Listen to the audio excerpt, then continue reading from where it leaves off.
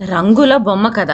గంగులపాలెంలో పూర్వం గంగులు అనే ఒక రైతు బిడ్డ ఉండేవాడు. అతను చాలా మంచివాడు.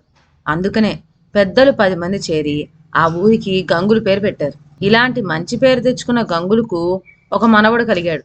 ముద్దు కొద్ది వాడికి తాతగారి పేరే పెట్టారు. కానీ వాడు దాన్ని సార్థకం చేసుకోలేకపోయాడు. తాత ఎంత మంచివాడో మనవడు అంత గడుగ్గాయ్. తాత ఎంతటి సాధువో మనవడు అంతటి దురుసు. కుర్రవాడు పెంకి చేష్టలు చూచి ఊళ్ళో వాళ్ళు వాడిని గడుగ్గాయ్ గంగన్న అంటూ పిలుస్తూ వచ్చారు.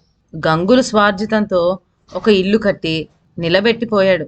కానీ కొడుకు హయాంలో కుటుంబం చితికిపోసాగింది. మనవడి ఏలుబడిలో మరీ పేరు లేకుండా పోయింది. గంగులు కట్టిన ఇంట్లో మనవడు గంగన్న, అనాథైన వాడి తల్లి ఉండేవాళ్ళు.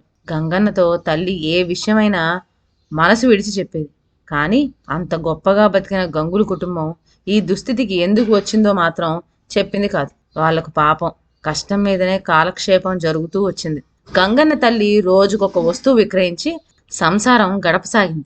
ఇంట్లో వస్తువులన్నీ అమ్మివేయటం, ఆ డబ్బు తినివేయటం పూర్తయింది. ఇక మిగిలి ఉన్నదల్లా ఒక పాడి ఆవు. పొయ్యి మీదకి ఏమీ లేకపోవటం చేత ఈ ఆవును కూడా అమ్ముకురమ్మా అని గంగన్నతో చెప్పింది తల్లి. గడుగ్గాయి గంగన్న ఆవును తోలుకొని ఉరకలు వేసుకుంటూ సంతకు బయలుదేరాడు. దారిలో ఒక వృద్ధుడు కనిపించి గంగన్నను పలకరించి యోగక్షేమాలు కనుక్కున్నాడు. సంగతంతా విప్పి చెప్పాడు గంగన్న. ఇది విని వృద్ధుడు, ఓస్, ఈ పాటి దానికైనా సంతకు పోవటం? నీ ఆవు నాకిచ్చేయి, బదులుగా చిత్రమైన చిక్కుడు గింజలు ఇస్తాను. అవి నీకెంతటి భాగ్యాన్ని ఇస్తాయో ఇంటికి పట్టుకు వెళ్ళి చూడు, నీకే తెలుస్తుంది అన్నాడు. వృద్ధుడు అలా చెప్పగానే నమ్మి గడుగ్గాయి గంగన్న తన ఆవును వానికి ఇచ్చేసి వాడిచ్చిన చిక్కుడు గింజలు చేత పట్టుకొని ఇంటికి చేరుకున్నాడు.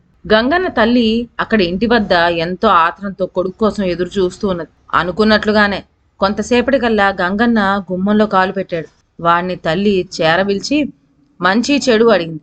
ఆవును అమ్మేసి చేతి నిండా ధనం తెస్తాడని ఆమె ఆశపడుతూ ఉండగా వాడు చెయ్యి విప్పి చిక్కుడు గింజలు చూపించి వాటిని గురించి ఏవో చెప్పబోయాడు.